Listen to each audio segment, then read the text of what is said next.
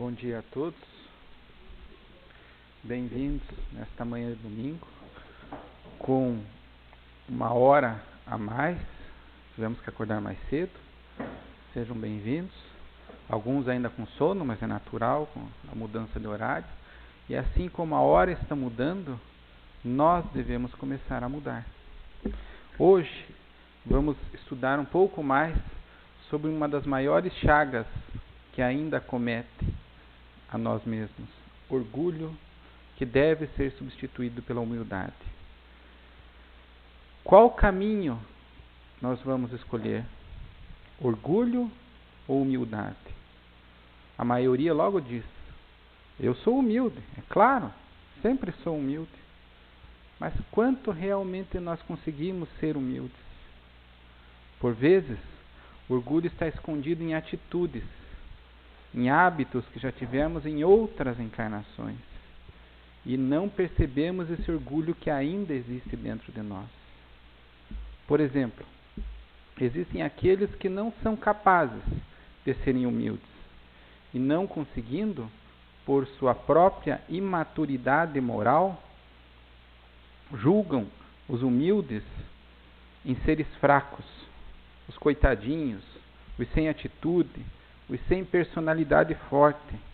Com isto, as pessoas orgulhosas tornam-se pessimistas e reclamões.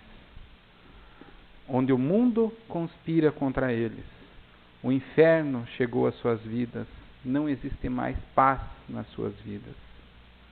Então, os orgulhosos gritam numa atitude desesperada, tentando se mostrar fortes e corajosos, onde na verdade é justamente a falta da verdadeira coragem, a coragem moral em enfrentar as nossas próprias dificuldades, nossos próprios defeitos. Devemos nos lembrar, como Pedro leu agora, de Lacordaire em Constantina, em 1863. Coragem verdadeira para seguir no bom caminho, vencendo as próprias imperfeições. Por vezes é difícil ser humilde, pois uma situação negativa que ocorre em nossa vida parece não acabar nunca, não se transforma, não muda. E o que eu faço? Já não aguento mais.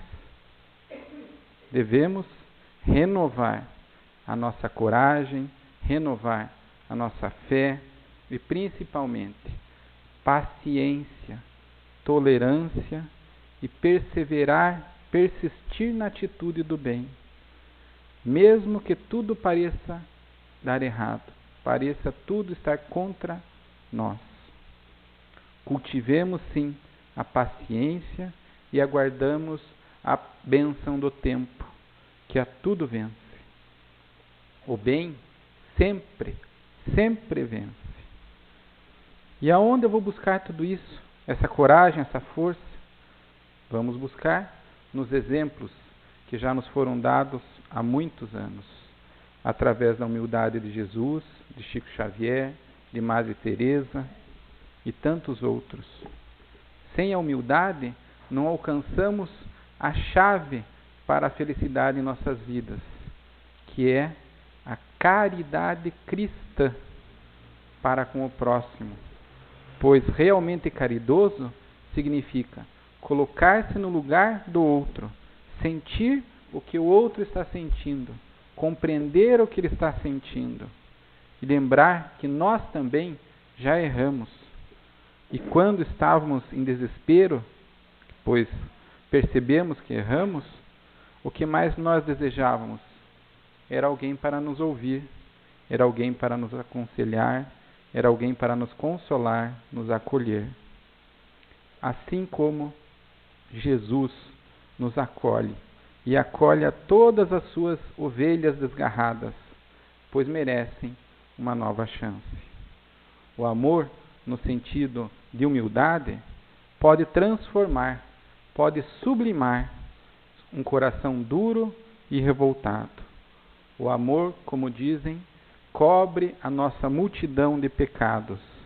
E a prática e a vivência da humildade, ao máximo que nós conseguimos alcançar, liberta-nos das armadilhas do nosso próprio orgulho e egoísmo, que ainda estão escondidos dentro de nós. Sem a humildade, não somos capazes de enxergar os nossos próprios defeitos, nossas próprias misérias morais. A humildade, quem nos ensina, é Divaldo Franco, psicografando Joana de Ângeles, num poema onde ele diz: a humildade é o escudo dos verdadeiros heróis, a coroa dos mártires, o sinal dos santos e a característica dos sábios. Outro exemplo nós temos através do diálogo que houve entre Jesus e Pilatos.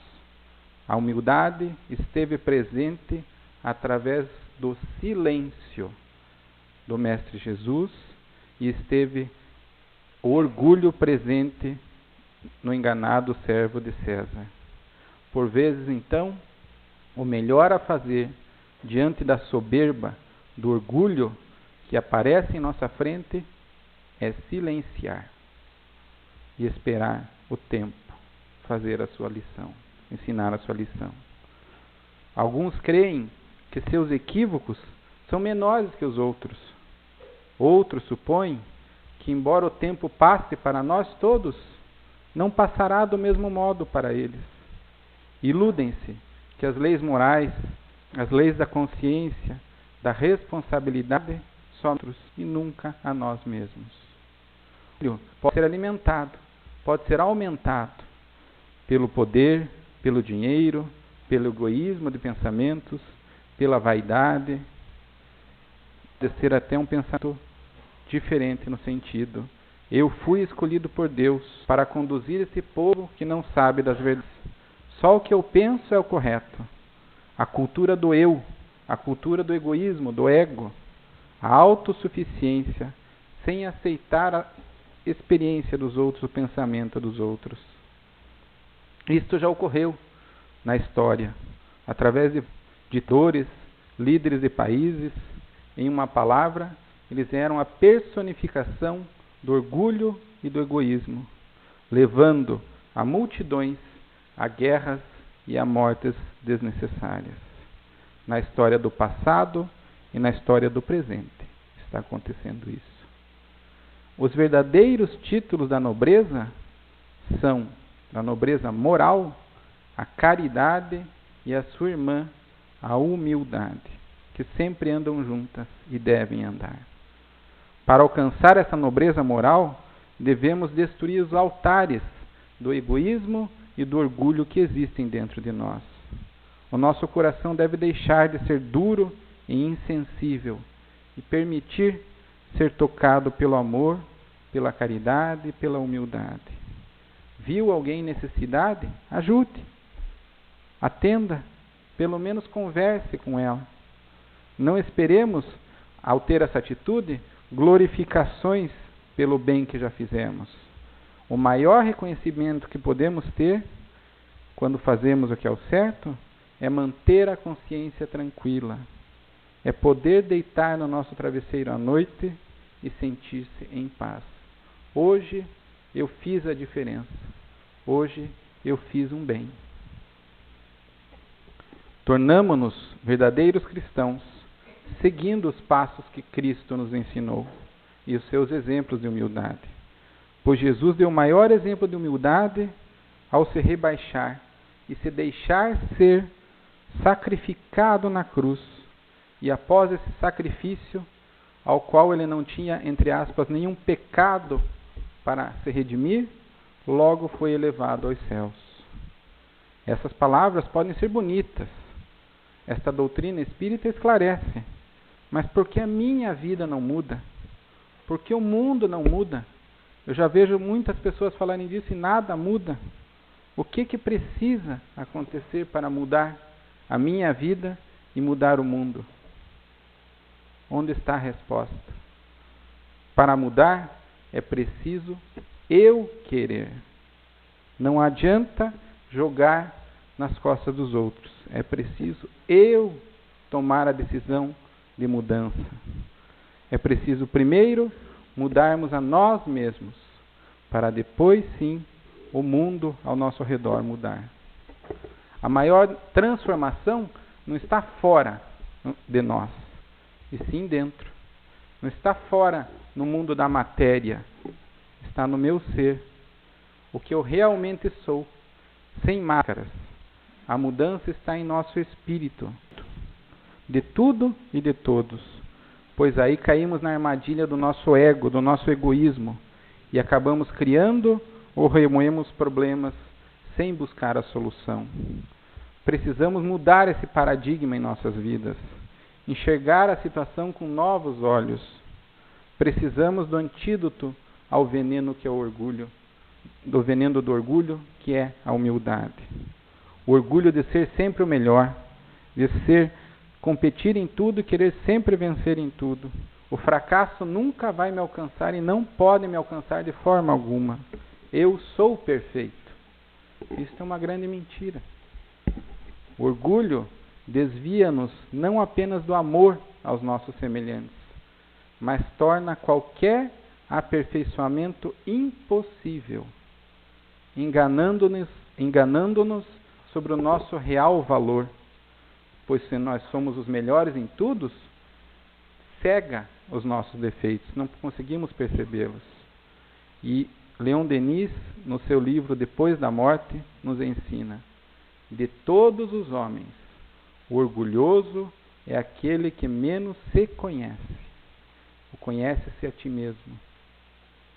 Já o homem simples, mas humilde de coração, pobre de espírito, como o tema de hoje nos diz, mas rico de qualidades morais, de virtudes, conhece mais rapidamente a verdade, apesar de, por vezes, ter uma intelectualidade menor, pois ele é humilde, ele aceita que pode aprender alguma coisa nova.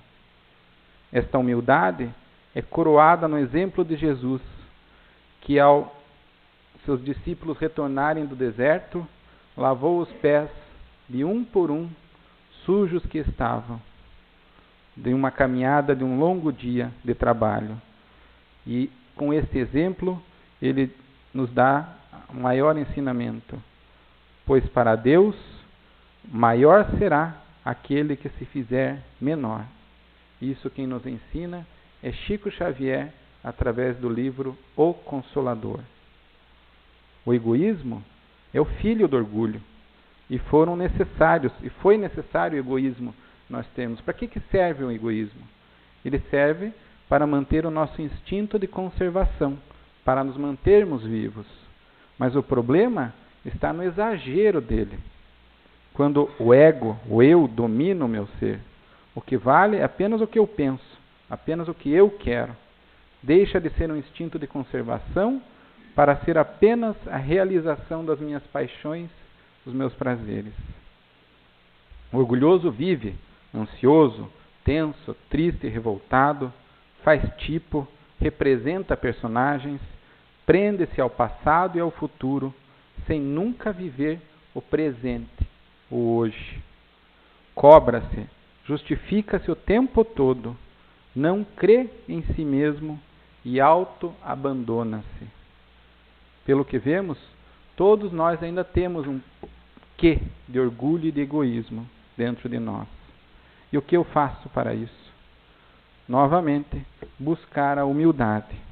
Reconhecer quem realmente nós somos, com nossas virtudes e com nossos defeitos, para poder realizar essa reforma íntima, sincera, voltando a sintonizar com o bem, com a alegria e com a vida. Voltamos a nos sentir vivos, com energia, revigorados. Aquele cansaço que parece que não nos larga, começa a diminuir. Em estado de humildade, viver em humildade o máximo que nós podemos, traz o reino dos céus para dentro de nós. Pois, após trazermos o reino dos céus para dentro de nós, conseguimos irradiar a nossa luz para os que estão à nossa volta. Um exemplo acontece quando chegamos próximo a alguém.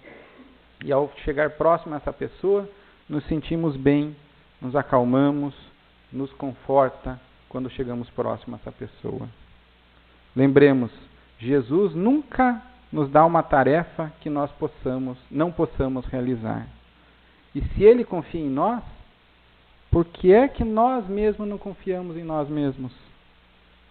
Quando o servidor está pronto, o trabalho aparece. A humildade atrai todas as virtudes. E o orgulho acentua todas as nossas imperfeições. Qual iremos escolher? Aqueles que escolhem o orgulho retornarão em uma reencarnação com uma vida de trabalho intenso e de renúncia, para que a alma orgulhosa volte-se para si mesmo e reconheça sua fraqueza, e abra-se finalmente para sentimentos melhores. Isto quem nos ensina novamente é Leon Denis em seu livro Depois da Morte. Os orgulhosos chegam nesta vida, saem desta vida e chegam a outra vida como náufragos que perderam tudo. Perderam seu dinheiro, perderam sua posição social, perderam seu poder. Eram grandes na terra e tornam-se muito pequenos no mundo espiritual. E por outro lado, os pequeninos da terra, pobres de espírito, mas ricos de virtudes, chegam ao mundo espiritual, podendo ser chamados de filhos de Deus. Nós devemos crer que existe vida após esta vida, na imortalidade da alma.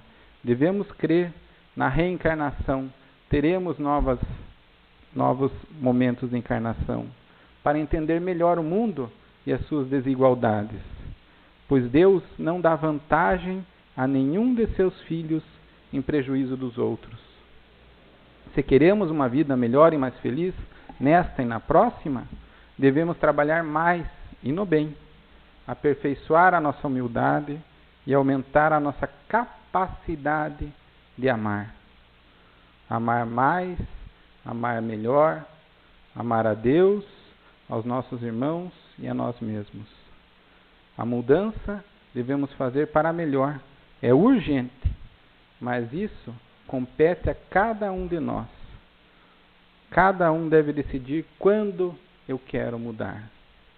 Até quando vamos esperar para mudar para melhor? Jesus já nos espera, de braços abertos, há mais de 2000 anos, para finalmente tornar-nos irmãos em Deus. Desejo a todos um excelente domingo, com saúde, paz e a mudança com humildade para uma vida melhor. Bom domingo.